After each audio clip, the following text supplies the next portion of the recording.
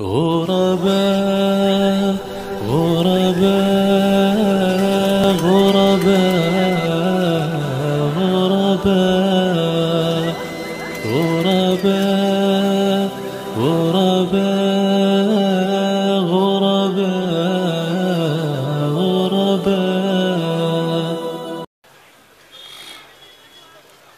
إن الحمد لله نحمده ونستعينه ونستغفره ونعوذ بالله من شرور أنفسنا ومن سيئات أعمالنا.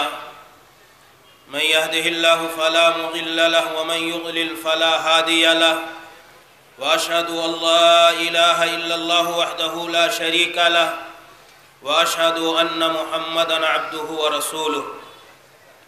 يا أيها الذين آمنوا اتقوا الله حق تقاته ولا تموتن إلا وأنتم مسلمون. يا أيها الناس اتقوا ربكم الذي خلقكم من نفس واحدة وخلق منها زوجها وبث منهما رجالا كثيرا ونساء، واتقوا الله الذي تساءلون به والأرحام إن الله كان عليكم رقيبا. يا أيها الذين آمنوا اتقوا الله وقولوا قولا سديدا يصلح لكم أعمالكم ويغفر لكم ذنوبكم، ومن يطع الله ورسوله فقد فاز فوزا عظيما.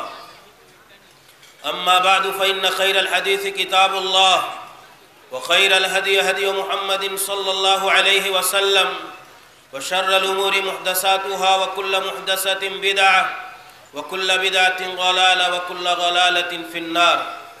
أعوذ بالله السميع العليم من الشيطان الرجيم من همزه ونفخه ونفسه. بسم الله الرحمن الرحيم. نحن نقص عليك نبأهم بالحق إنهم فتية آمنوا بربهم وزدناهم هدى وربطنا على قلوبهم إذ قاموا فقالوا ربنا رب السماوات والأرض لن ندعو من دونه إلها لقد قلنا إذا شططا. سبحانك لا علم لنا إلا ما علمتنا إنك أنت العليم الحكيم. رب اشرح لي صدري ويسر لي أمري واحلل عقدة من لساني يفقهوا قولي. لائق احترام جناب صدر کانفرنس، اسٹیج پر تشریف فرما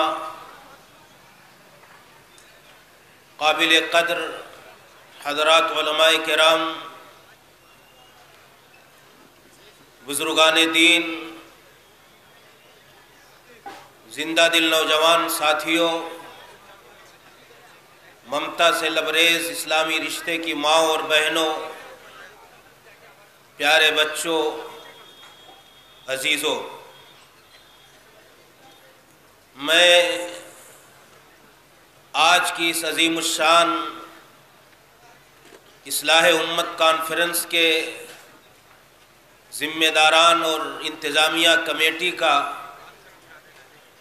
بے انتہا شکر گزار ہوں کہ انہوں نے اس اصلاحی اور روحانی اجتماع میں مجھے آپ کے سامنے آ کر کے کچھ خطاب کرنے کا موقع دیا۔ الہ العالمین تمام احباب کی کوششوں اور کاوشوں کو قبول فرمائے اور سب کے لیے ذخیرہ آخرت بنائے، اور ہماری آپ کی اس حاضری کو ہمارے لیے ذریعہ نجات بنائے۔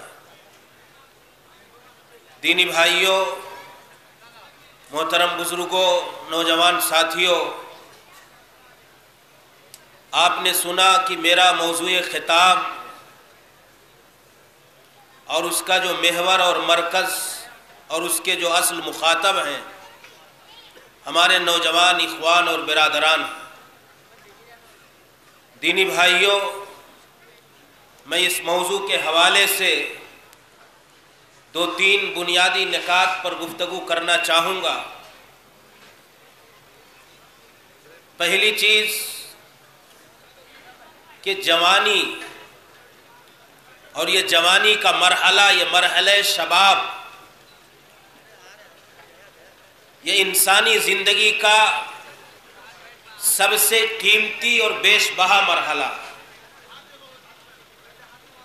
اسی طریقے سے جوان یہ کسی بھی قوم، کسی بھی ملت، کسی بھی جماعت کے یہ سب سے قیمتی سرمایہ اور بیش بہا دولت ہے۔ یہی وجہ ہے کہ رسول محترم صلی اللہ علیہ وسلم نے اپنی پاکیزہ تعلیمات کے اندر اس جوانی کے مرحلے کی قدر کی بڑی تاکید اور تعلیم کی ہے، اور اللہ رب العالمین نے بھی قرآن کریم کے اندر اس بیش بہا اور قیمتی ترین مرحلے کی اہمیت کو اجاگر کیا۔ اللہ رب العالمین نے قرآن کریم میں انسانی زندگی کے مراحل بہت سارے بیان کیے اور کہا کہ انسانی زندگی کے بنیادی طور پر آپ کی نگاہوں کے سامنے جو ہے وہ 3 مراحل ہیں۔ ایک بچپن کا مرحلہ، ایک جوانی کا مرحلہ، اور جوانی کے بعد ادھیڑ اور بڑھاپے کا مرحلہ۔ بچپن کا مرحلہ بھی اللہ رب العالمین نے بیان فرمایا کہ یہ انسانی زندگی کے مراحل میں جو اس کی زندگی کے نمایاں اور اہم ترین مراحل ہیں، یہ اس کی کمزوری کا مرحلہ ہے۔ اور اسی طریقے سے بچپن کے بعد جو 55 کا مرحلہ ہوتا ہے، یہ بھی مرحلہ انسانی زندگی کے مراحل میں ایک کمزوری کا، ضعف کا مرحلہ ہے۔ اور جوانی کا مرحلہ یہ انسانی زندگی کے لیے طاقت، قوت، توانائی، سرگرمی، نشاط اور حرکت کا مرحلہ ہے۔ اس جوانی کے مرحلے میں انسان جہاں جسمانی اعتبار سے طاقتور اور توانا اور مضبوط ہوتا ہے، وہیں انسان علمی اعتبار سے بھی اس مرحلے کے اندر بہت مضبوط اور مستحکم ہوتا ہے۔ اللہ رب العالمین نے قرآن کریم کے اندر بیان کیا کہ جب ہم انسان کو پیدا کرتے ہیں تو انسان کمزور ہوتا ہے، اور کمزوری کے بعد پھر ہم اسے طاقت دیتے ہیں، اور طاقت کے بعد پھر اسے کمزوری کی طرف لوٹا کر کے لے آتے ہیں۔ تو بچپن کا مرحلہ یہ بھی کمزوری کا مرحلہ، اور بڑھاپے کا مرحلہ یہ بھی کمزوری کا مرحلہ، جوانی کا مرحلہ یہ انسان کی طاقت اور قوت کا مرحلہ۔ قرآن کریم میں اللہ رب العالمین نے بیان فرمایا واللہ خلقکم من ضعف ثم جعل من بعد ضعف قوة ثم جعل من بعد قوة ضعفا وشیبا۔ اللہ رب العالمین کہتا ہے کہ ہم نے جب تم کو پیدا کیا تھا تو تم کمزور تھے، تم ناتواں تھے۔ اللہ رب العالمین نے تمہیں کمزوری کے مرحلے میں رکھا تھا، تم اس بچپن کے مرحلے میں دوسروں کے محتاج تھے، تمہارے کھانے پینے اور زندگی کی دیگر ضروریات کا انتظام کوئی اور کرتا تھا۔ کہا اسی طریقے سے اس بچپن سے جب تم جوانی میں آئے تو اللہ رب العالمین کہتا ہے تم طاقتور ہو گئے۔ پھر کہہ رہا اللہ رب العالمین واللہ خلقکم من ضعف ثم جعل من بعد ضعف قوة ثم جعل من بعد قوة ضعفا وشیبا۔ پھر اللہ رب العالمین انسان کو قوت کے بعد، طاقت کے بعد کمزوری کی طرف لوٹا دیتا اور وہ بڑھاپے کا مرحلہ۔ تو یہ انسانی زندگی کے اللہ رب العالمین نے 3 مراحل ذکر کیے۔ کہا یہ انسان جوانی کے مرحلے میں طاقتور ہوتا، پھر اللہ رب العالمین کہتا ہے جسمانی اور ظاہری اعتبار سے صرف انسان طاقتور اور توانا نہیں ہوتا، بلکہ علمی اعتبار سے بھی جوانی کا مرحلہ یہ مضبوطی کا مرحلہ۔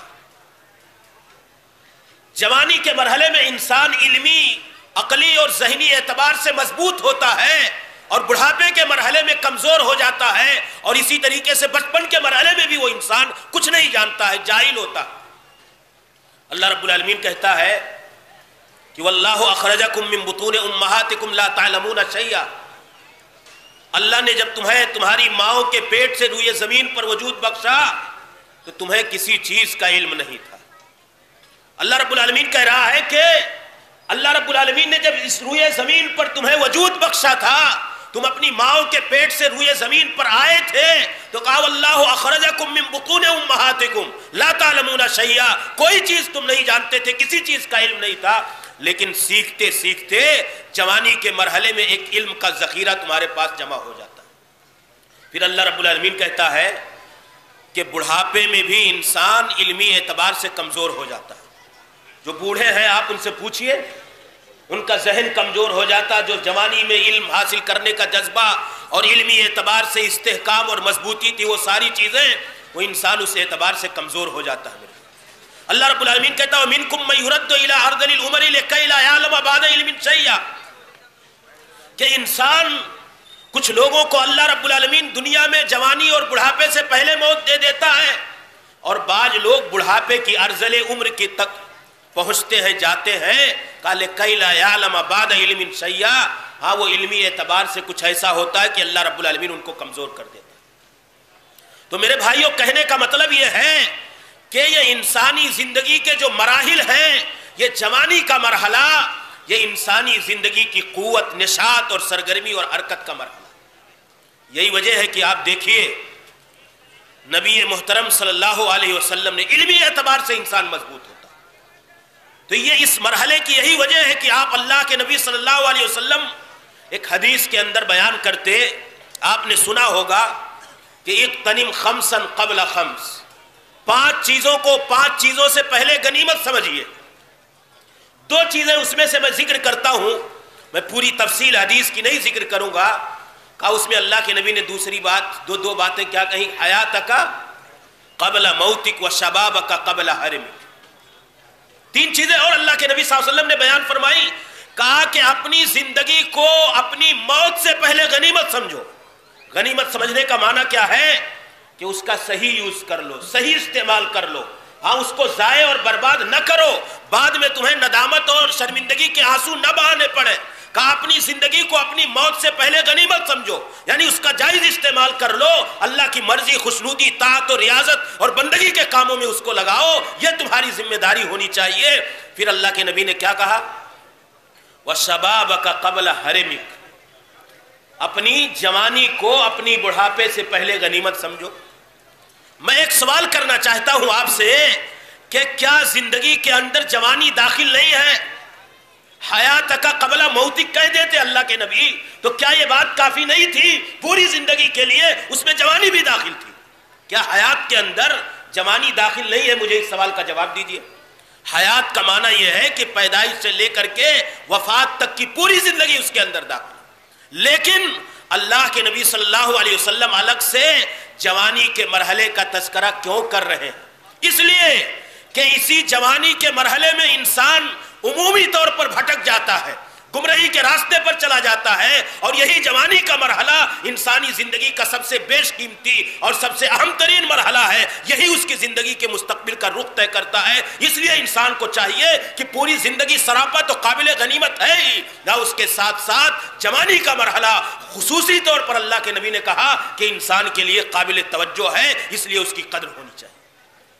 یہ مرحلے شباب کی اہمیت ہے میرے بھائی، جوانی کے مرحلے کی قدر و قیمت ہے۔ اللہ کے نبی صلی اللہ علیہ وسلم نے کہا کہ لا تزول قدم ابن آدم من عند ربہ یوم القیامہ حتی یسأل عن 5 وفی روایہ 4۔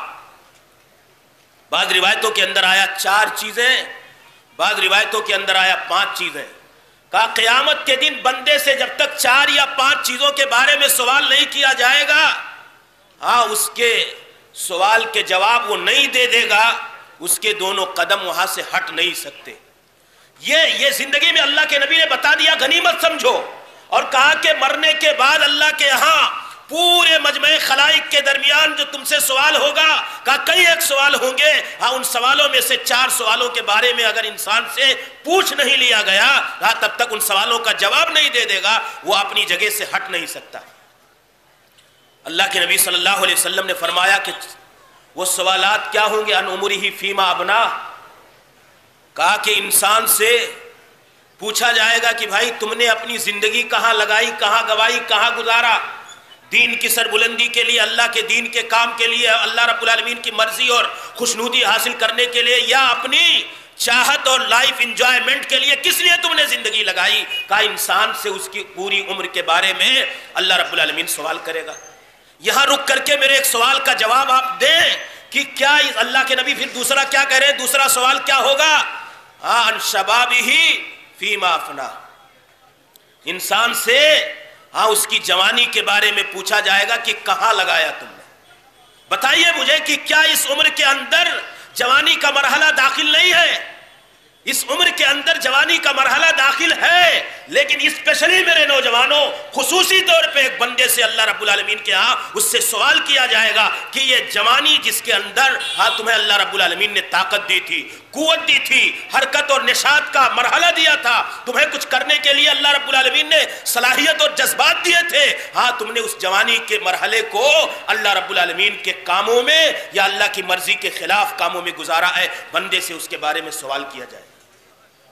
میرے بھائیوں، آپ بتائیے کہ پوری زندگی میں اسی لیے اللہ کے نبی نے سمجھا دیا کہ انسان پوری زندگی اس کے سوال، اس سے متعلق سوال ہوگا، لیکن جوانی کا مرحلہ اتنا قیمتی ہے، اتنا بیش بہا ہے اور اتنا قابل توجہ ہے اور انسان کے لیے اتنا اہم ترین ہے کہ بندے کے لیے ضروری ہے کہ اللہ کے نبی اسی لیے کہتے ہیں پوری سراپا زندگی تو ہے ہی ہے، قابل قدر، قابل غنیمت، لیکن جوانی کا مرحلہ یہ زیادہ قابل قدر ہے میرے بھائی۔ اس لیے تو یہ تو مرحلے شباب کی اہمیت ہوئی۔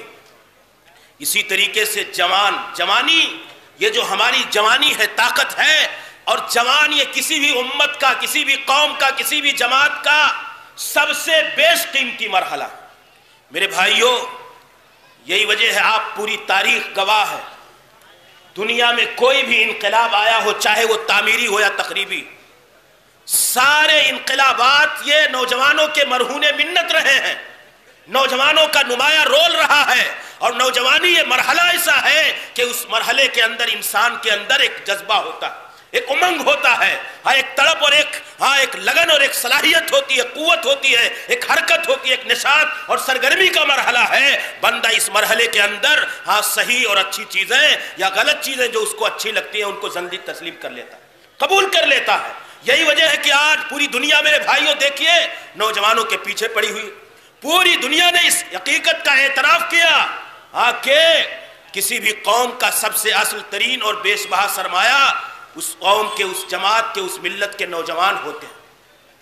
اگر انہیں بے راہ روی کا، بے دینی کا، بد کرداری کا، بد اخلاقی کا شکار کر دیا گیا تو پھر آنے والا مستقبل، آنے والا فیوچر یہ ناکام اور نامراد ہو جائے گا۔ یہی وجہ ہے کہ میرے بھائیوں، ضرورت اس بات کی ہے کہ اس نوجوانی کے مرحلے کی اہمیت کو سمجھا جائے، اور جوانی کے مرحلے کے ساتھ ساتھ اس جوان طبقے اور جوان جو امت کا بیش بہا سرمایہ ہے، اس کی اہمیت کو سمجھا جائے۔ کوئی بھی انقلاب، میں نے بتایا پوری تاریخ گواہ ہے، میں 2 مثالیں دینا چاہتا ہوں کہ فرعون جو اپنے زمانے کا بہت بڑا جابر ظالم بادشاہ تھا، آپ کو معلوم ہے، کہا اس کے سامنے اللہ کا کلمہ پڑھنا، موسیٰ کی لائی ہوئی دعوت کا اقرار کرنا اور موسیٰ کے آواز میں آواز ملا کر کے کھڑے ہونا، یہ بڑے بڑوں کی بس کی بات نہیں تھی، عام انسان کی طاقت اور قوت کی چیز نہیں تھی، سارے لوگ ڈرتے تھے۔ لیکن جب موسیٰ کی تائید میں اور فرعون کے خلاف جو چند لوگ کھڑے ہوئے، وہ سارے کے سارے جوان تھے۔ اللہ رب العالمین نے قرآن کریم میں کہا یہ مرحلہ ایسا ہے کہ اس مرحلے کے اندر ایسے امنگ، ایسے جذبات، ایسی طاقت، ایسی قوت، بڑے بڑے چٹان اور پہاڑوں کے سامنے کھڑے ہونے کی آدمی اپنے اندر جرات اور حوصلہ پا لیتا ہے اور وہ کھڑا ہو جاتا ہے۔ کہا فما آمن لموسیٰ الا ذریۃ من قومہ علی خوف من فرعون وملئهم ان یفتنہم۔ اللہ رب العالمین کہا کہ موسیٰ علیہ السلام پر فرعون اور اس کے لشکر کے خوف اور اس کی آزمائش اور اس کے عذاب اور اس کی دہشت، اس کے روب و جلال کے ڈر کے باوجود، کہا کہ چند لوگوں نے موسیٰ علیہ السلام کی دعوت پر لبیک کہا۔ فما آمن لموسیٰ الا ذریۃ من قومہ، چند لوگوں نے موسیٰ علیہ السلام کی بات پر ایمان لائے اور چند لوگوں نے موسیٰ علیہ السلام کی دعوت پر لبیک کہا، موسیٰ کی لائی ہوئی دعوت کو تسلیم اور قبول کیا، باوجود اس کے کہ انہیں معلوم تھا کہ فرعون ہمیں سزا سے دوچار کرے گا، فرعون کی اذیتیں ہمیں جھیلنی پڑیں گی، مجھے آزمائشوں سے دوچار ہونا پڑے گا، لیکن اس کے باوجود ان نوجوانوں نے میرے بھائیوں موسیٰ علیہ السلام کی دعوت پر لبیک کہا۔ حافظ ابن کثیر رحمۃ اللہ علیہ کہہ رہے ہیں کہ موسیٰ علیہ السلام پر وہ ذریہ کا جو لفظ اللہ رب العالمین نے استعمال کیا، ہاں ان کی دعوت پر لبیک کہنے والے یہ سارے کے سارے نوجوان تھے۔ یہ نوجوانی کا مرحلہ ایسا ہے، دیکھیے نبی کائنات صلی اللہ علیہ وسلم آئے میرے بزرگوں، تو سب سے پہلے کن لوگوں نے نبی کائنات صلی اللہ علیہ وسلم کی دعوت پر لبیک کہا؟ کن لوگوں نے نبی کائنات صلی اللہ علیہ وسلم کا ساتھ دیا؟ دار ارقم کے اندر جن لوگوں نے اسلام قبول کیا سارے کے سارے نوجوان تھے۔ نبی کائنات صلی اللہ علیہ وسلم کے ساتھ جن لوگوں نے آپ کی دعوت کو لوگوں کے سامنے پھیلایا، آپ کے سینہ آسات کھڑے رہے، آپ کی دعوت کو عام کرنے میں آپ کا تعاون، آپ کی مدد کی تائید کی، سارے کے سارے نوجوان تھے۔ تو میرے بھائیوں، پوری دنیا گواہ، پوری تاریخ شاہد ہے کہ دنیا پر روئے زمین پر کوئی بھی انقلاب ہو، تعمیری ہو یا تخریبی، وہ نوجوانوں کے ہی مرہون منت رہا ہے۔ اس لیے اس طبقے کی قدر کرنا اور اسے بے راہ روی سے بچا کر کے سیدھے راستے پر گامزن کرنے کی کوشش کرنا، یہ اکابرین ملت کی اور افراد جماعت کی بہت بنیادی ذمہ داری بنتی ہے۔ میرے بھائیوں، آپ کو اس سے اندازہ ہوا کہ یہ جوانی کا مرحلہ، یہ جوانی کے امنگیں، یہ جوانی کے جذبات کتنے قیمتی ہیں۔ قرآن کریم میں اللہ رب العالمین نے، ہم نے سورہ کہف کی جو آیت پڑھی اور اس کے علاوہ اور قرآن کریم کے نوجوانوں کا ذکر کیا ہے۔ آپ دیکھیے میرے نوجوانوں کہ وہ کیا تھے اور آج ہماری صورتحال کیا ہے، ہم کہاں ہیں۔ صحابہ کرام رضوان اللہ علیہم اجمعین کیا تھے، ہاں ان کے جوانی میں، ہاں ان کی جوانی کی زندگیوں میں انہوں نے دین اسلام کی سربلندی اور نبی کائنات صلی اللہ علیہ وسلم کے لائے ہوئے کلمہ اور لائی ہوئی شریعت کی سربلندی کے لیے، کتاب و سنت کی بالادستی کے لیے اور انسانیت کے لیے اس روئے زمین پر کیسی کیسی قربانیاں دی ہیں۔ آپ قرآن کریم کے نوجوانوں کو دیکھیے۔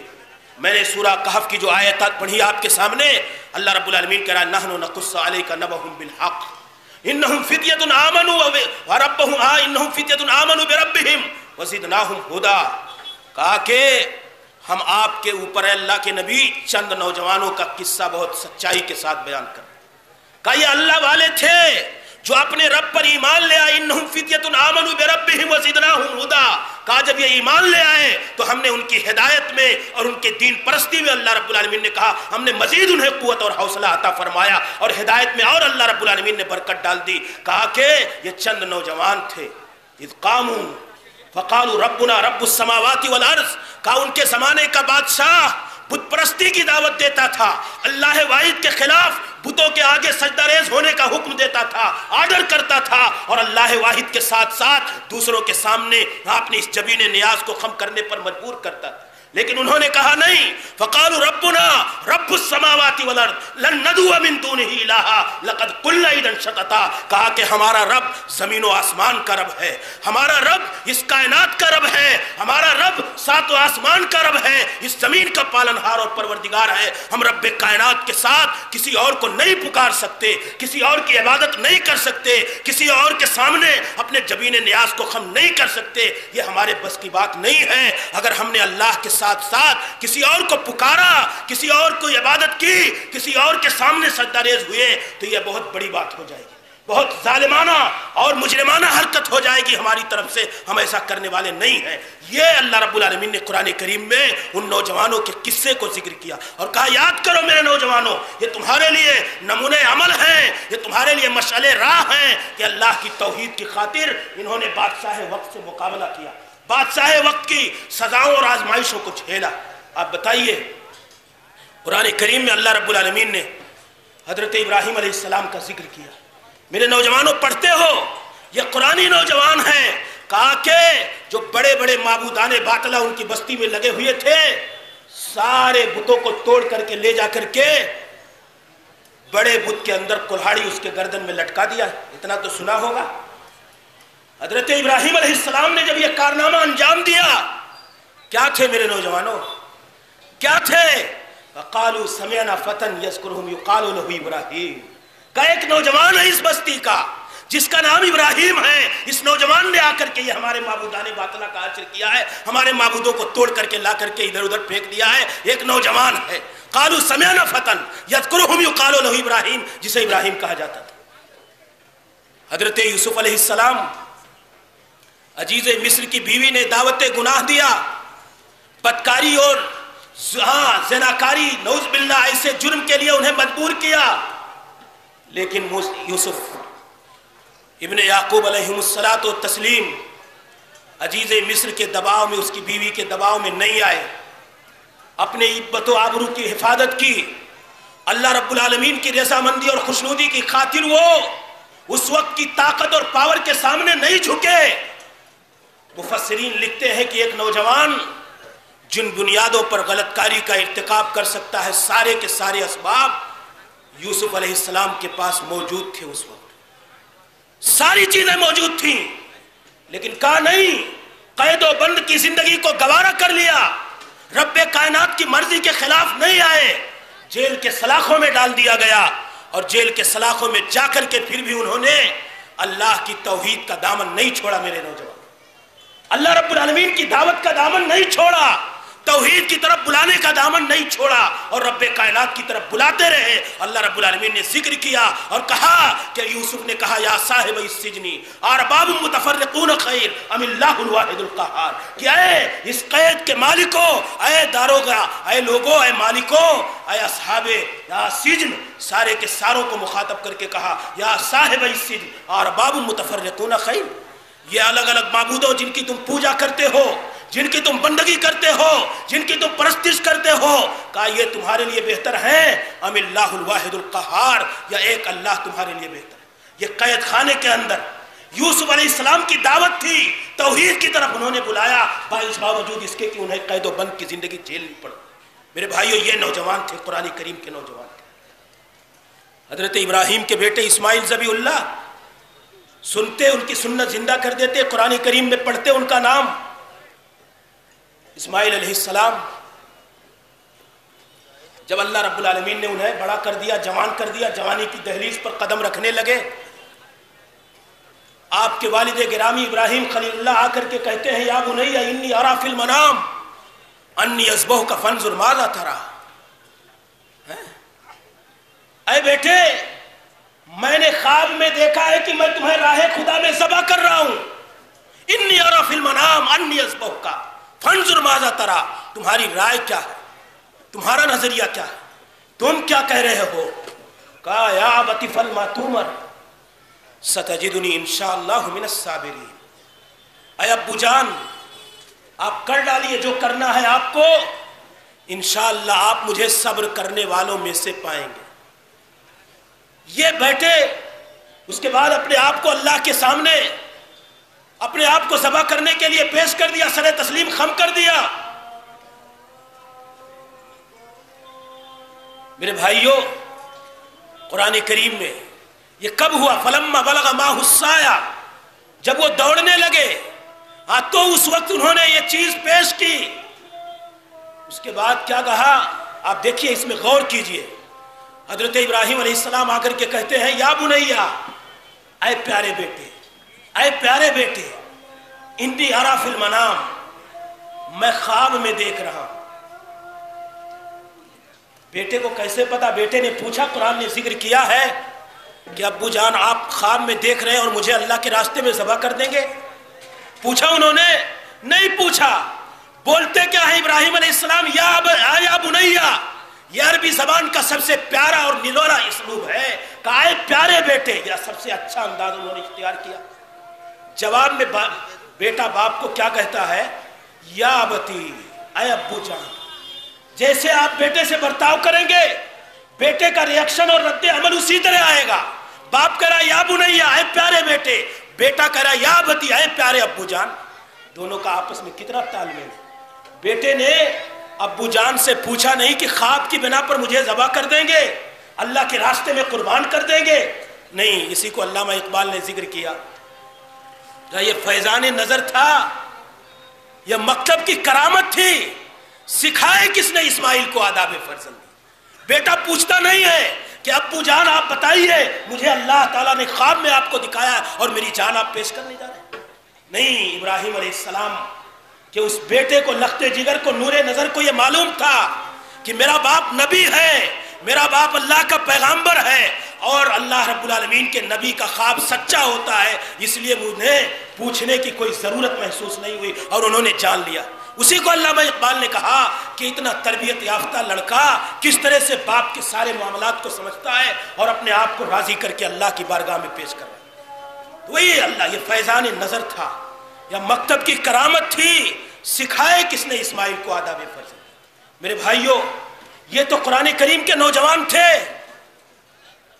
آئیے دیکھیے صحابہ کرام رضوان اللہ علیہم اجمعین میں چند مثالیں دوں گا، اس کے بعد کچھ اور باتیں کہوں گا. آپ کے محبوب اور چہیتے مقرر آپ کے درمیان تشریف فرما ہے، ان کو خطاب کرنا ہے آپ سے. کہا کہ نبی کائنات صلی اللہ علیہ وسلم کی زندگی میں صحابہ کو دیکھیے. حضرت سعد ابن ابی وقاص کہتے ہیں کہ جس وقت نبی کائنات کے ساتھ اسلام قبول کرنا اپنے ہاتھ میں آگ کے انگارے لینے کے مترادف تھا، اپنے آپ کو عذاب میں ڈالنے کے برابر تھا. کہا ایسی صورتحال میں ہم لوگوں نے نبی کائنات کی دعوت پر لبیک کہا کہ لقد مکثت فی الاسلام 7 ایام وانا ثلث الاسلام. میری حالت یہ تھی ابتدائی زمانے میں اسلام کے کہ اللہ کے نبی صلی اللہ علیہ وسلم کے ساتھ جب میں نے اسلام قبول کیا 7 دن تک کے میں تیسرا آدمی تھا اور کوئی مسلمان نہیں تھا آپ کے سامنے. 7 دن تک کے یہی کیفیت برقرار رہی. کہا اولو من رما فی العربی اولو من رما بسہم اللہ. کہا عرب میں سب سے پہلا انسان میں ہوں جس نے اللہ کے راستے میں تیر چلایا ہے. میرے صحابہ کرام رضوان اللہ علیہم اجمعین، ان کی زندگیوں کو پڑھیے میرے نوجوانوں. ہاں، جہاد کا موقع آتا تھا، جہاد کی باری آتی تھی. حضرت عبداللہ ابن عمر کہتے ہیں صحیح مسلم کے حوالے سے، حضرت ابو سعید خدری کہتے ہیں کہ کتنے ایسے مواقع آئے کہ کتنے صحابہ کرام کو جنگ کے مواقع پر لوٹا دیا گیا کہ ابھی تمہاری عمر نہیں ہوئی، ابھی تم بلوغت کی حد کو نہیں پہنچے ہو، تم اس معیار کے نہیں ہو کہ میرے سامنے جاؤ، میرے ساتھ میں جنگ اور لڑائی میں شرکت کرو، ابھی تم لوگ اس لائق نہیں ہو. کہا کتنے لوگوں کے بارے میں کہا گیا استصغر فلان و فلان فی غزوت قضا و قضا. کہا کہ فلاں صحابی فلاں غزوے کے اندر چھوٹے تھے اس لیے انہیں واپس کر دیا گیا، ابھی تمہیں شرکت کی اجازت نہیں دی جائے. یہ حالت تھی. آتے تھے اور کہتے تھے، صحابہ چھپ جاتے تھے کہ کہیں اللہ کے نبی کی نگاہ نہ پڑ جائے اور جان جائیں کہ میں چھوٹا ہوں، مجھے واپس لوٹا دیں. حضرت عبداللہ ابن عمر کہتے ہیں غزوہ احد کے موقع پر میری عمر 14 سال تھی، میں نے اپنے آپ کو پیش کیا کہ اللہ کے نبی مجھے اجازت دے دیجئے غزوے میں شرکت کی. اللہ کے نبی نے کہا نہیں، ابھی تم 14 سال کے ہو، 15 سال کے ہو جانا تب آنا. کہا غزوہ خندق کے موقع پر اللہ کے نبی نے ہمیں اجازت دی جنگ میں شرکت. یہ حالت تھی، یہ حالت تھی. آ کر کے اپنے آپ کو پیش کرتے تھے جہاد کے لیے. حضرت رافع ابن خدیج اور سمرہ ابن جندب کا عالم یہ تھا کہ ایک مرتبہ دونوں گئے، بچے تھے جہاد میں شریک ہونے کے لیے. کہا رافع ابن خدیج کے بارے میں آتا ہے کہ کسی نے کہہ دیا اللہ کے نبی انہو یجید الرمیہ، یہ ماہر تیر انداز ہے، یہ لڑائی میں باہر آدمی ہے. اور رافع ابن خدیج کو اللہ کے نبی نے بعض روایتوں میں آتا ہے کہ پاؤں کے انگوٹھوں کے بل کھڑے ہو گئے اور اپنے آپ کو بڑا کر کے پیش کیا کہ اللہ کے نبی ہم جسمانی اعتبار سے اس لائق ہیں کہ آپ مجھے اجازت دے دیجئے.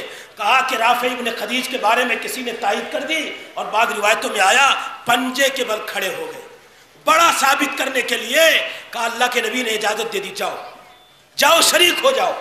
سمرہ ابن جندب انہی کے ساتھ آئے ہوئے تھے میرے نوجوان. کہا اللہ کے نبی صلی اللہ علیہ وسلم نے انہیں لوٹا دیا.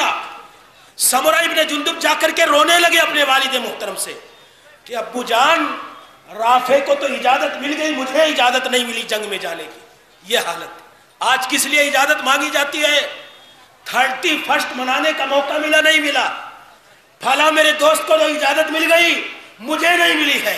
بیٹی کو گھومنے کی پارک میں جانے کی اجازت مل گئی، میری سہیلی تو جاتی ہے، امی جان مجھے کیوں نہیں دیتے؟ اس کے لیے رویا جاتا ہے.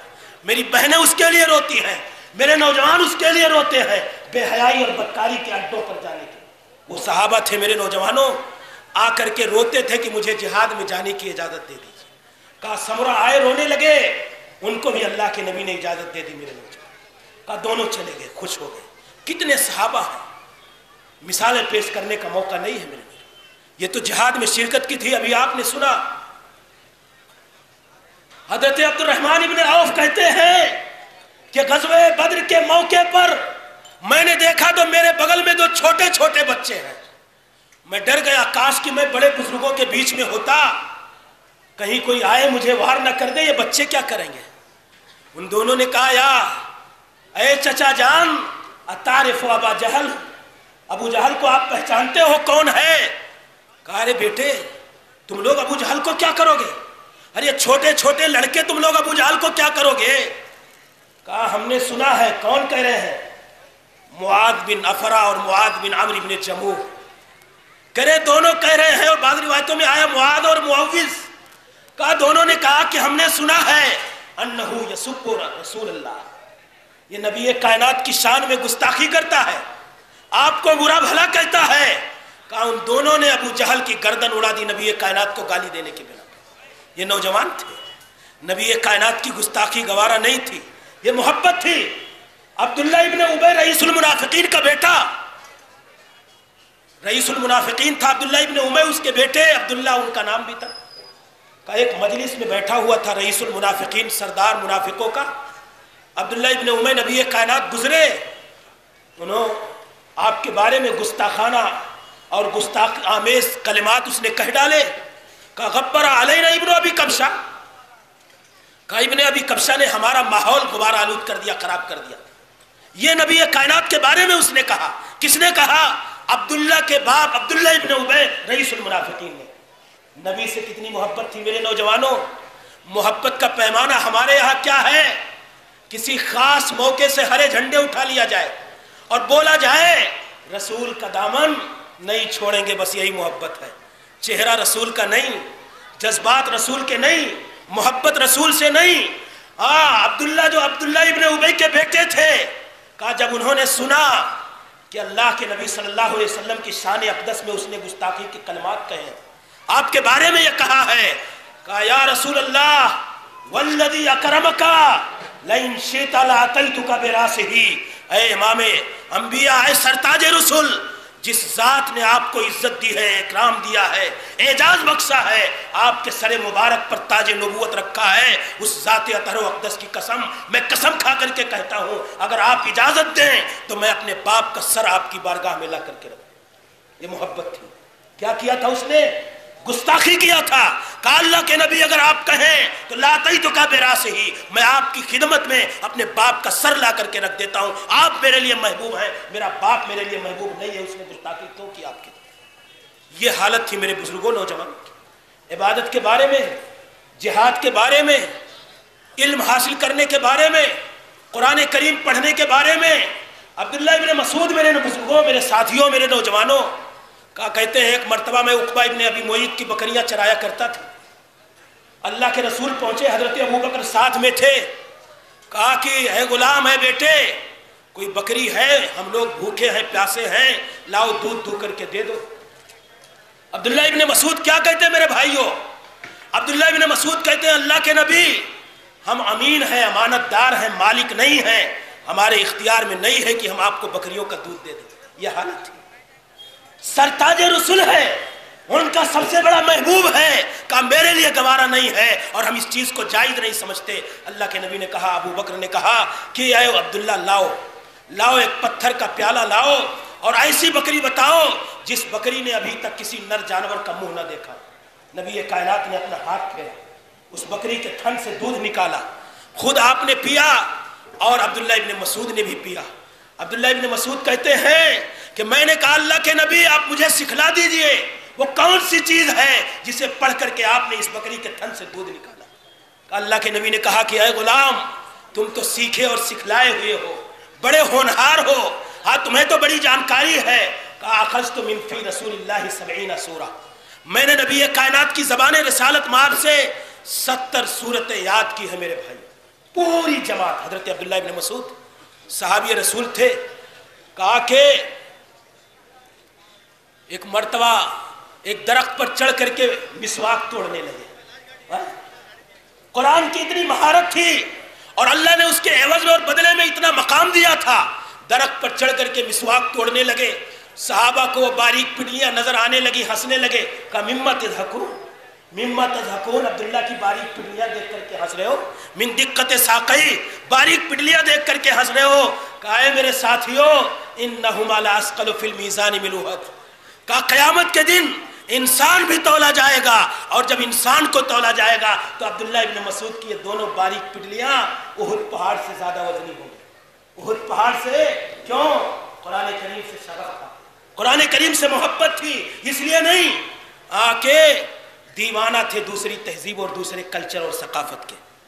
کہا اللہ کے نبی نے 4 میرے ساتھی ہیں، ان سے قرآن سیکھو، پوری نسل قرآنی تھی۔ علم حاصل کرنے کا مسئلہ، حضرت عبداللہ ابن عباس کہتے ہیں کہ میں نے اپنے ایک انصاری ساتھی سے کہا کہ چلو بھائی، بڑے بڑے صحابہ موجود ہیں، اللہ کے نبی چلے گئے، چلو صحابہ سے علم حاصل کر لیا جائے، جمع کر لیا جائے، بعد میں لوگوں کو ضرورتیں پڑیں گی۔ کرے تڑپتی ہوئی دھوپ، بہت سخت تمازت دھوپ کی شدت میں میں جا کر کے اکابر صحابہ کے دروازوں پر بیٹھ جایا کرتا تھا، اور وہ گرم تیز و تند ہوائیں چلتی تھی ریت میں، مکہ کے صحراؤں کی ہوائیں، سخت گرم ہوائیں۔ کہا میں کھڑی دوپہر میں جا کر کے صحابہ کے گھروں پر بیٹھ جایا کرتا، نکلتے اور بولتے کہ خانوادہ نبوت کا یہ چشم و چراغ آپ نے دروازہ کیوں نہیں کھٹکھٹایا؟ کہا عبداللہ ابن عباس کا یہ مقام تھا علم حاصل کرنے میں، کہا وہی ایک بڑے مفسر بن کر کے نکلے۔ حضرت عبداللہ ابن عمرو ابن عاص کہتے ہیں کہ اللہ کے نبی صلی اللہ علیہ وسلم تک یہ بات پہنچ گئی، قال اصومن النہار ولا اقومن اللیل ما عشت، میرے نوجوانوں 5 وقت کی نمازیں بھاری پڑتی ہیں۔ حضرت عبداللہ ابن عمرو ابن عاص آ کر کے کہتے ہیں کہ میری زندگی جب تک ہے میں تب تک روزے رکھوں گا، ہر دن اور پوری رات اللہ کی عبادت کروں۔ یہ انہوں نے خواہش ظاہر کی، قال اصومن النہار ولا اقومن اللیل، کہا راتوں کو عبادت کر کے گزاروں گا اور دن بھر روزے رکھوں گا۔ کہا کون ہے؟ نبی کائنات کی یہ بات پہنچتی ہے، بلاتے ہیں، کہا عبداللہ تم نے کہا؟ کہا ہاں اللہ کے نبی نے کہا۔ اللہ کے نبی صلی اللہ علیہ وسلم نے یہ بات اچھی نہیں ہے، تم کھاؤ بھی پیو بھی، قم ونم وصم وافطر، روزے بھی رکھو، افطار بھی کرو، عبادتیں بھی کرو، سو بھی، یہ انسانی فطرت کا تقاضا ہے۔ کہا اللہ کے نبی صلی اللہ علیہ وسلم پھر میں ایک دن روزے رکھوں گا اور ایک دن کھایا کروں گا، اللہ کے نبی صلی اللہ علیہ وسلم عبادت کروں گا۔ کہا نہیں، جاؤ تم ہر مہینے 3 دن روزہ رکھ لیا کرنا، پورا مہینے روزہ رکھنے کی اجازت نہیں۔ ہر مہینے کہا کہ والحسنۃ بعشر امثالھا، پورے ایک مہینے کا ثواب آپ کو مل جائے گا، نیکیاں 10 گنا ہوتی ہیں، 3 روزے رکھ لیا کرو۔ کہا اس سے بھی زیادہ اللہ کے نبی میں طاقت رکھتا ہوں۔ کہا جاؤ ایک دن روزہ رکھنا، 2 دن گیپ کر دینا، پھر تیسرے دن تم روزہ رکھنا۔ کہا اللہ کے نبی صلی اللہ علیہ وسلم اس سے بھی زیادہ میں طاقت رکھتا ہوں۔ کہا جاؤ ایک دن رکھنا، ایک دن گیپ رکھنا۔ کہا اس سے بھی زیادہ کی طاقت ہے۔ کہا میں اس سے زیادہ کی اجازت نہیں دیتا۔ یہ عبادتوں کا حال تھا، یہ عبادتوں کے بارے میں اللہ کے نبی کو منع کرنا پڑتا تھا۔ ہاں کہ یہ میرے صحابہ اتنی زیادہ عبادتوں کے خوگر اور عادی ہو گئے، علم حاصل کرنے کا مسئلہ ہو۔ میرے نوجوان آج ماں اور باپ کی ناقدری کرتے۔ بعض روایتوں میں آیا کہ میں نے خواب میں دیکھا، اور بعض روایتوں میں آیا دخلت الجنہ، میں جنت میں داخل ہوا، فسمعت فیہا قراءۃ، میں نے قرآن کریم کی تلاوت کی آواز سنی۔ کہا من ھذا، یہ کون ہے؟ کہا حارثہ ابن نعمان ہے۔ اللہ کے نبی نے کہا کذالک البر، کذالک البر، کہا یہ حارثہ ابن نعمان کی اپنے والدین کے ساتھ حسن سلوک کا، برتاؤ کا اللہ رب العالمین کی طرف سے جزا ہے جو اللہ رب العالمین نے عطا کیا۔ کانا، ماں عائشہ کہتی ہیں، ابر الناس بامہ، اپنی ماں کے ساتھ بڑا اچھا سلوک کرنے والے تھے، ماں کے ساتھ اچھا برتاؤ کرنے والے تھے۔ اس لیے نبی کائنات نے کہا کہ میں نے آواز سنی ہے قرآن کریم کی تلاوت کی جنت میں حارثہ کی۔ یہ حالت تھی، ماں کی طاعت و بندگی کا معاملہ، جہاد میں جانے کا مسئلہ، سوچ کتنی اعلیٰ تھی میرے بھائیوں۔ اگر موقع ملے آپ کو کہ اللہ کے یہاں سے کوئی پاور مین آدمی، اتھارٹی جس کے پاس ہے، وہ بولے آپ کچھ مانگیے مجھ سے، تو آپ کیا مانگو گے؟ فلمی اداکارہ کے اسٹائل کی بڑی حسین جمیل بیوی ہو مل جائے ہے، بمبئی میں کسی اعلیٰ ترین علاقے میں بلڈنگ کا انتظام ہو جائے، گھر کا انتظام ہو جائے، آپ وہ مانگو گے؟ پیر صاحب سے مانگتے رہا، کیا مانگتے لوگ؟ جنت مانگتے نہیں، میرا کاروبار چلنے لگے پیر صاحب، میری تجارت میں برکت ہو جائے، میں دنیا میں اعلیٰ پوسٹ حاصل کر لوں، ایم پی ودھایک ایم ایل اے بن جاؤں اور دنیا میں عزت اور کامیابی کی زندگی گزاروں، یہ مانگتے۔ صحابہ کی سوچ کتنی اعلیٰ تھی میرے بھائیوں۔ حضرت ربیعہ ابن کعب الاسلمی کہتے ہیں کہ میں نبی کائنات کی خدمت کرتا تھا، وضو کا پانی لا کر کے آپ کی خدمت میں پیش کرتا تھا. ایک دن خوش ہو گئے، کہا ربیعہ سل، مانگ لے جو مانگنا ہے مجھ سے مانگ لے. ایک گمراہ کرنے والا جس نے ٹھیکہ لے رکھا ہے پاکستان کے اندر بیٹھ کر کے پوری امت کو ضلالت کے راستے پر گامزن کیا ہوا ہے اور پورے پاکستان کو تہس نہس کر کے رکھ دیا ہے اعتقادی اعتبار سے. اس نے اسی حدیث کے یہاں تک کے حصے سے استدلال کیا کہ اگر اللہ کے نبی مختار کل نہ ہوتے تو پھر یہ آپ بولتے کیوں سل مانگ لے. آگے اسے حدیث نظر نہیں آتی، کیوں؟ اس لیے کہ وہ ابلیس کا نسل کی پیداوار ہے اور اس نے ٹھیکہ رکھا ہے کہ ہمیں پوری امت کو گمراہ کرنا. اللہ کے نبی نے جب یہ کہا تو ربیعہ کیا مانگتے؟ کہا اسألک مرافقتک فی الجنہ. اللہ کے نبی میں دنیا میں بنگلے نہیں مانگ رہا ہوں، میں دنیا میں حسین و جمیل بیوی نہیں مانگ رہا ہوں، میں دنیا میں عزت و سرخروئی کا طالب نہیں ہوں. آپ سے بس اتنی التجا ہے کہ آپ کی رفاقت جنت کے اندر مجھے مل جائے، میں جنتی بن جاؤں اور جنت میں آپ کی رفاقت مل جائے. کہا اللہ کے نبی نے کہا وغیرہ ذالک، اے ربیعہ اور کچھ مانگ لے ربیعہ کچھ اور مانگ لے. کہا نہیں اللہ کے نبی مجھے یہی چاہیے. کہا فَإِنِّي عَلَى نَفْسِكَ بِكَثْرَةِ السُّجُودِ، اے ربیعہ یہ تو میرے اختیار کی چیز نہیں ہے، میں مختار کل نہیں ہوں. جاؤ کثرت سے نفلی نمازیں پڑھو، اللہ کی بندگی کرو، جنت میں تم میرے رفیق بن کر کے رہو گے، اللہ مجھے رفاقت عطا. یہ صحابہ تھے میرے بزرگ. میرے نوجوان ساتھی، ایک حضرت عبداللہ ابن عمر نیکیوں کی جستجو کی دلی تھی. کہا حضرت خباب ابن عرت نے بیان کر دیا کہ جس نے نماز جنازہ پڑھی اور نماز جنازہ کے ساتھ تدفین میں شریک رہا اسے 2 قیرات ثواب ملے گا اور ہر ایک قیرات احد پہاڑ سے زیادہ ہے. حضرت عبداللہ ابن عمر کو یہ بات معلوم نہیں تھی. کہا گھبرا گئے. یہ بات پوری آدھی حدیث معلوم تھی کہ جو جنازے کی نماز پڑھے گا 1 قیرات ملے گا. دیکھیے سارا علم سب کے پاس نہیں ہوتا. کہا ابو ہریرہ بیان کر رہے تھے. انہوں نے پوچھا ابو ہریرہ سے کہ اے ابو ہریرہ کہیں ایسا تو نہیں کہ سادہ حدیثیں بیان کر رہے ہو، کچھ تم سے غلطی ہو رہی ہے، سو ہو رہا ہے، ہاں وہم ہو رہا ہے، ہاں اور تم بھٹک رہے ہو؟ کہا نہیں. حضرت خباب ابن عرت کو صاحب المقصورہ کہا ان کو بھیجا مائی عائشہ جو ان کے لیے مرجع تھی، علم حاصل کرتے تھے صحابہ کرام مائی عائشہ سے. کہا بھیجا خباب کو، کہا جاؤ پوچھ کر کے آؤ کیا یہ بات ابو ہریرہ صحیح بیان کر رہے ہیں.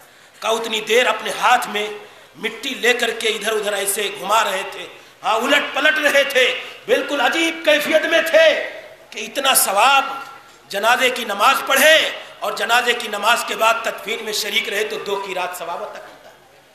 کہا کہ انہوں نے پوچھ کر کے جب اس کی تائید کر دی کہ مائی عائشہ کہتی ہاں ایسا ہی ہے، عبداللہ ابن عمر نے بالکل عجیب و غریب کیفیت میں مٹی زمین پر پھینک دی اور کہا لقد فرطنا فی قراریت کثیرا، اے رب کریم تب تو میرے بہت سارے قیرات ضائع ہو گئے، میرے بہت ساری نیکیاں مجھ سے ضائع ہو گئی، مجھے حاصل نہیں ہو سکی. ایک بار اللہ کے نبی نے کہا نعم الرجل عبداللہ لو کان یقوم من اللیل فکان لا ینام بعدہ. کہا کہ ایک بار نبی کائنات نے اس آرزو کا اظہار کیا کہ اے عبداللہ کتنا اچھا آدمی ہوتا اگر وہ راتوں کو عبادت کرتا. یہ حالت تھی میرے بزرگوں. آج ہماری آپ کی حالت کیا ہے؟ میں 5 منٹ اور بول کر کے اپنی بات ختم کر دیتا ہوں. آپ کی صورتحال کیا ہے؟ علامہ اقبال نے بہت پہلے یہ باتیں کہی تھی کہ شور ہے ہو گئے مسلمان دنیا سے نابود. شور ہے ہو گئے دنیا سے مسلمان نابود.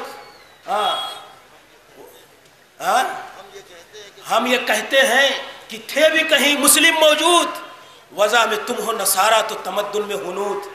یہ مسلمان ہیں جنہیں دیکھ کے شرمائے یہود، یوں تو مرزا بھی ہو سید بھی ہو افغان بھی ہو تم سبھی کچھ ہو بتاؤ مسلمان بھی ہو. آج آپ کا چہرہ آپ کا لباس، نمازوں میں آپ جاتے ہیں تو پیچھے کے سرین نظر آتے ہیں، شرمگاہ کے حصے نظر آتے ہیں. آج یہ مغربی تہذیب کے دل دادا مغربی تہذیب کے بالکل اسی پر فریفتہ ہو چکے ہیں. ان کے بال کا طرز اسٹائل، ان کے لباس کا طرز اسٹائل، ان کے ذہن کا چہروں کا اسٹائل، یہ ساری چیزیں میرے بھائیوں یہ آج دیکھنے میں آپ دیکھیے کیا صورتحال. بال دیکھ کر کے شرم آتی ہے، ان کا لباس دیکھ کر کے حیا آتی ہے، حیرت ہوتی ہے. علامہ اقبال نے کہا تھا کہ شوق پرواز میں مہجور نسیمن بھی ہوئے، بے عمل تھے ہی جواں دین سے بدزن بھی ہوئے۔ ہاں ان کو نئی تہذیب نے ہر ایک بند سے آزاد کیا، کعبے سے لا کے صنم خانے میں آباد کیا۔ آج ان کا بال دیکھ کر کے جس سے اللہ کے نبی نے منع کیا تھا، قضا، میں اس کو بولتا ہوں سور کٹ، عجیب کٹ، حیرانی آتی ہے دیکھ کر کے مسجدوں میں نماز پڑھنے جاتے ہیں تو حیرت ہوتی ہے کہ یہ مسلمانوں کے بچے ہیں۔ چہرہ تو ابھی تک تھا ہی، داڑھیاں غائب تھی چہرے سے، ہاں بال کا اسٹائل بھی، ان کے لباس کا اسٹائل بھی۔ میرے بھائیوں کیوں آپ اتنے فریفتہ ہو؟ کیوں آپ کو اس تہذیب سے نفرت ہونی چاہیے، عداوت ہونی چاہیے؟ آپ کا کام تھا کہ آپ اس دنیا میں دین کی تبلیغ کرتے، دین کی نشر و اشاعت کرتے، دین کی بالادستی کے لیے کام کرتے اور اسلامی تہذیب اور اسلامی کلچر اور تمدن کو اس روئے زمین پر غالب کرنے کے لیے محنتیں کرتے۔ لیکن یہ ہماری بدنصیبی ہے کہ آج ہمارا نوجوان غیروں کی تہذیب کا علم بردار بن گیا۔ حیرت ہوتی ہے، شرم آتی ہے میرے بھائیوں، آپ کہاں جا رہے ہو؟ اللہ کے فرما کو لے کر روئے زمین پر آئے تھے، اللہ کے فرما کو لے کر روئے زمین پر آئے تھے، سوئی ہوئی غافل دنیا کو خوابوں سے جگانے آئے تھے۔ افسوس ہماری حالت پر، ہم بھول گئے کیوں آئے تھے۔ ہمارے نوجوانوں کا کام تھا۔ شاہ اسماعیل شہید کا واقعہ مجھے ذکر کرنا تھا، نہیں کر سکتا ہوں۔ کہا کہ دیکھتے ہیں کہ بے پردہ خواتین گھوم رہی ہیں، جا رہی ہیں، حیران ہو جاتا ہے وہ نوجوان کہ میں مسلمان ہوں اور مسلمان رہتے ہوئے مسلمانوں کی بیٹیاں بے پردہ گھومیں، میں اللہ کے ہاں کیا حساب دوں گا؟ میرے بزرگوں، میرے نوجوانوں، اپنے مقام کو سمجھو، اور مقام جب سمجھ میں آ جائے گا تو آپ اپنی ذمہ داریوں کو ادا کرو گے۔ آپ کا کام تھا کہ آپ خود اسلام پر عمل کرتے۔ اللہ کے نبی اس تہذیب سے آپ مولوی تقریر کرتا، لباس کے بارے میں کچھ اثر نہیں پڑتا۔ میرے بھائی، ایک صحابی دیکھ لو، کہتے ہیں دیکھا اللہ کے نبی نے ایک سونے کی انگوٹھی ہے ہاتھ میں، میرے نوجوانوں سونے کی انگوٹھی ہے، کہا فنزعہ فطرحہ، اللہ کے نبی نے نکالا اور نکال کر کے پھینک دیا۔ یہ بال کٹا رہے ہو نا، اس سے بھی منع کیا، سونے لباس پہن لو نا، کہا سونے کی انگوٹھی دیکھی، نکال کر کے پھینک دیا۔ چلے گئے اللہ کے نبی، کسی نے کہا کہ میرے ساتھی اٹھا لے اس انگوٹھی کو اور بعد میں فائدہ اٹھا لینا، دے دینا کسی خاتون کو، کسی اور جگہ استعمال کر لینا۔ اللہ کے نبی صلی اللہ علیہ وسلم چلے گئے، کہا جس سونے کی انگوٹھی پر سرتاج رسول نے ناراضگی کا ہاتھ لگا دیا، میں اسے چھو نہیں سکتا، میں اسے نہیں چھو سکتا۔ حضرت ابو دردہ کہتے ایک صحابی نے کہا کہ خریم الاسدی کے بارے میں، نعم الرجل خریم الاسدی، اگر اس کے بال درست ہو جاتے اور اس کے پاجامے ٹکنے سے اوپر ہو جاتے، یہ جو بال کٹا کر کے چل رہے ہو نا، اس کو بولتے اللہ کے نبی قضا۔ ارے عجیب صورت ہے۔ تو کہا کہ یہ بال، خریم الاسدی کے جو بال تھوڑا سا غیر اسلامی ہیں، اگر وہ اپنے بال درست کر لیتا اور اپنے پاجامے یعنی لباس درست کر لیتا تو بڑا اچھا آدمی تھا۔ خریم پہنچے اور لوہے کا ایک ہتھیار لیا، اپنے بال کو فوراً کاٹا اور اپنے پاجامے کو ہمیشہ ٹخنے سے اوپر رکھا کرتے تھے۔ یہ جذبہ اطاعت تھا۔ نفرت ہو جاتی تھی، ایک بار اللہ کے نبی نے ناراضگی کا اظہار کر دیا۔ میرے بھائیوں، میں اسی بات پر اپنی بات ختم کر دیتا ہوں۔ ایک مرتبہ ابھی بیت المقدس، یہودیوں کے تم دیدارے ہو، وہ یہودی جو تمہارے مسلمان بھائیوں کے خون کو گٹر اور نالی کے پانی سے زیادہ حقیر اور کمتر سمجھتے ہیں، ان کی تہذیب کے علم بردار ہو، 31 مناتے ہو۔ ایک منٹ، کہا امیر المومنین عمر ابن خطاب جب بیت المقدس ابھی مسئلہ چل رہا ہے نا، کہا چابیاں لینے کے لیے گئے شاہ مقوقس کے دربار میں، کہا چابیاں لینے کے لیے گئے، جب جانے لگے تو اپنی سواری پر اپنے غلام کو بٹھایا اور خود بیٹھے۔ جب باری آتی تھی تو عمر ابن خطاب اپنا پیدل چلتے اور غلام کو ساتھ میں لے کر کے چلتے۔ یہ کیا بھائی؟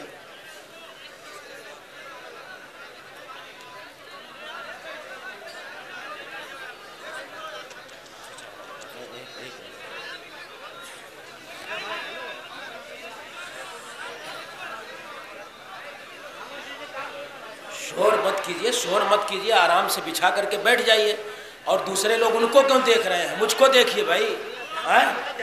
ایک جملہ میں بات کہہ کے میرے بھائیوں میں اپنی بات ختم کر دیتا ہوں، آپ سنیے شیخ کو۔ کہا امیر المومنین بیت المقدس ابھی فیصلہ آیا امریکہ سپر پاور کا، پوری دنیا کے مسلمان پورے اسلام میں بھونچال آ گیا، کا فتح کیا صلاح الدین ایوبی نے، نوجوان تھے نا، برداشت نہیں ہوا۔ ایک مثال دوں، آج آپ کے اخلاق کی کیا صورتحال ہے۔ محمد ابن قاسم یاد آ گیا مجھے، فاتح سندھ تھے جو اسلام لے کر کے ہندوستان کے اندر آئے، جب گجرات سے جانے لگے تو لوگوں نے ان کا مجسمہ بنا لیا، اسٹیچو بنا لیا، اور اس کی پوجا کرنے کے لیے دوسرے لوگ کہا یہ اتنا اچھا اور بہتر اور اخلاق مند انسان ہمارے بیچ سے جا رہا ہے، ہم بھولنے والے نہیں۔ یہ دوسروں کے بیچ میں آپ کام کرتے ہو، ہاں سوشل کام کرتے ہو، اللہ برکتیں عطا فرمائے۔ تو کہا امیر المومنین عمر بن خطاب بیت المقدس گئے چابیاں لینے کے لیے، جب تو پہنچ رہے تھے، راستے آج کی طرح بہت زیادہ پکے اور پختے نہیں تھے، سڑک، کہا جب بیت المقدس کے قریب پہنچے کیچڑ تھا، سواری سے نیچے اتر گئے، غلام کی باری تھی، بیٹھا ہوا تھا غلام، اپنی جوتیاں کیچڑ میں نہ بھیگ جائے لے کر کے ہاتھ میں ٹانگ لیا، کپڑے پیوند زدہ تھے، پیوند زدہ تھے کپڑے، چکتیاں لگی ہوئی تھیں دیہاتی بھاشا۔ ابو عبیدہ ابن الجراح جو اس وقت لشکر کے سردار تھے، انہوں نے کہا کہ امیر المومنین آپ اتنے بڑے بادشاہ کے دربار میں جا رہے ہیں، آپ کے کپڑے پیون زدہ ہیں، آپ اپنی جوتیاں اپنے کندھوں پر ٹانگے ہوئے ہیں، آپ اپنا لباس بدل لیجئے، اچھا پہن لیجئے اور جوتیاں بدل لیجئے۔ ناراض ہو گئے امیر المومنین عمر بن خطاب، غضبناک ہو گئے اور کہا کہ اے ابو عبیدہ، ان كنا اذل قوم قد اعزنا اللہ بالاسلام ومهما ابتغينا العزت بغیر الاسلام اذلنا اللہ۔ کہا ابو عبیدہ تم کپڑے اور لباس میں عزت تلاش کر رہے ہو، ہم اس روئے زمین کے سب سے حقیر لوگ تھے، سب سے ذلیل اور خوار لوگ تھے، لیکن جب ہم نے اسلام کو گلے لگایا تو اللہ نے دنیا میں ہمیں عزیز ترین بنا دیا، اس روئے زمین کے ہم سپر پاور بن گئے، اور جب ہم اسلام کو چھوڑ کر کے اس دنیا میں عزت تلاش کریں گے اللہ رب العالمین ہمیں ذلیل کرے گا۔ تو آپ اپنے چہروں سے داڑھیاں غائب کر کے عزیز نہیں ہو سکتے، آپ اپنے لباس کو مغربیت زدہ بنا کر کے ہاں آپ عزت نہیں حاصل کر سکتے، آپ دین اسلام کو نظر انداز کر کے مغربی کلچر اور ثقافت کے علم بردار بن کر کے، جو آپ کے دشمن ہے، آپ کی تہذیب کے دشمن ہے، آپ کے کلچر کے دشمن ہے، ہاں اگر آپ نے ان کو اپنایا تو گویا کہ آپ نے دین سے سودا کیا ہے۔ میرے بھائی اسلام سے محبت کرو، نبی کی تعلیمات سے محبت کرو، اسلامی تہذیب اور کلچر سے محبت کرو۔ وہ نبی جو یہودیوں کے طرز عمل کی مخالفت کرتے تھے، آج تم اسی یہودی کے طرز عمل پر 31 مناتے ہو، اپنا لباس پہنتے ہو، اپنے چہرے سے داڑھیاں غائب کرتے ہو، نمازوں میں غائب رہتے ہو۔ اللہ رب العالمین سے دعا ہے کہ الہ العالمین ہمارے نوجوانوں کو صحیح سوچ، صحیح فہم اور صحیح بصیرت عطا فرمائے، اپنے مقام اور مرتبے کو سمجھنے کی توفیق عطا فرمائے، اور مقام اور حیثیت کو سمجھتے ہوئے دین اسلام کی سربلندی کے لیے اپنی جوانی کی طاقت کو استعمال کرنے اور جوانی کے امنگوں اور جذبات کو صحیح رخ پر لا کر کے اسلام کی بالادستی کے لیے کام کرنے کی توفیق عطا فرمائے۔ اللہ ہمارے نوجوانوں کی حفاظت فرمائے، دین سے، دینی تہذیب اور کلچر سے سب کو، ہم کو، آپ کو محبت کرنے کی توفیق عطا فرمائے۔ اللہ ہماری اس حاضری کو قبول فرمائے، اور جن لوگوں نے اس پروگرام کو منعقد کیا ہے اللہ ان کی محنتوں کو قبول فرمائے۔ آمین۔ جزاکم اللہ خیرا۔ استغفر اللہ لی ولکم ولسائر المسلمین۔ آمین۔ والسلام علیکم ورحمۃ اللہ۔